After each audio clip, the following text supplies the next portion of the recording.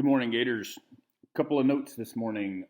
First, I'd like to apologize to all the parents out there for what I'm sure is an insane number of emails, parent link messages, and or phone calls, texts, requests for bits of information, etc. that you've been receiving. I know that many of you have multiple children that are all at different schools that all have different rules and expectations for this whole distance learning thing. And well, I'm sure it just gets maddening or even overwhelming sometimes. Thank you for hanging in there with us as we get the hang of remote instruction. I'm sure you can tell that this is a work in progress, and hopefully the bumps are getting a little less bumpy each day. Thank you for supporting your children as they try to navigate this new world as well. I know it's not easy to be a parent today, and this mess just makes it more difficult. But you're on the right track, so just keep looking out for them and doing the best you can. And just know, too, that we're here to help, regardless of the difficulty you may find yourself in now or down the road.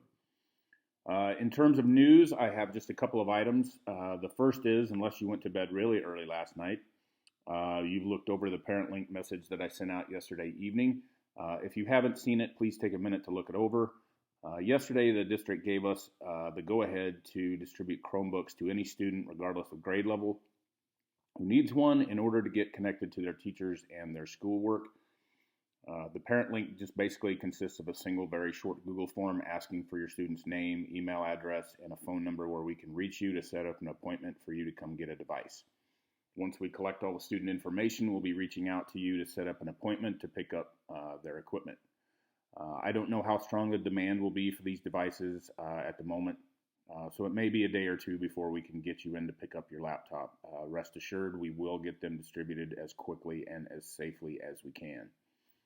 We did receive some documentation from our budget and finance office yesterday to use in our battle with certain vendors over trip refunds. We'll be sending those communications out to those companies that have refused to return your money.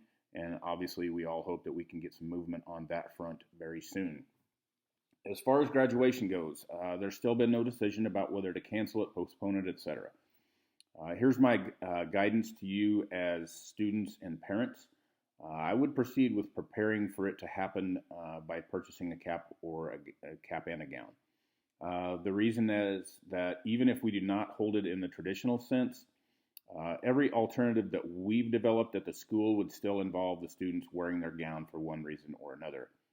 I'm not really ready to talk about what those alternative ideas are just yet, but just know that we do have multiple options in case the regular event is canceled.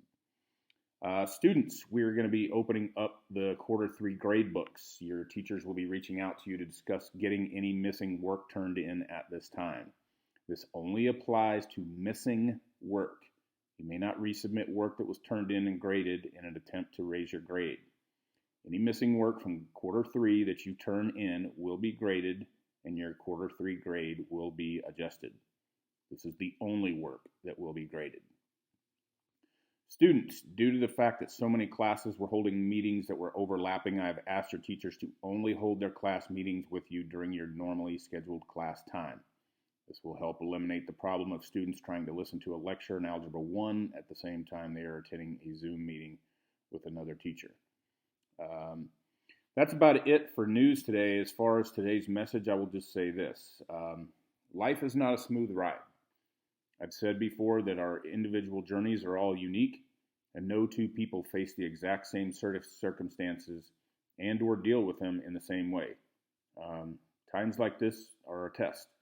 Although this is hopefully the biggest one you'll ever have to face, there will be others. The number and seriousness of those tests will vary from person to person, and you can't always rely on someone else's experience to get you through it. So here's my challenge to you as we all go through this together. Look at every difficulty not as a way of showing you what you're missing or what your weaknesses are, but as a chance to show those around you what your strengths are and how you can marshal all of your talents to conquer the challenge in front of you or to help someone else conquer theirs. Times like this have a way of revealing to us strengths we never even knew we had. I have no doubt that there are tough times ahead. I don't think that's a secret to anyone watching this message. But the reality is that we've all grown in many different ways and found new workarounds for all kinds of activities, from performing the work required of us to how we socialize. And we'll continue to do that because we know that the only way to deal with some challenges is just to go through them. So continue to think about ways to grow and challenge yourself on a daily basis. And you never know. You just might surprise yourself. And remember, we got this. Thanks for listening and have a great day.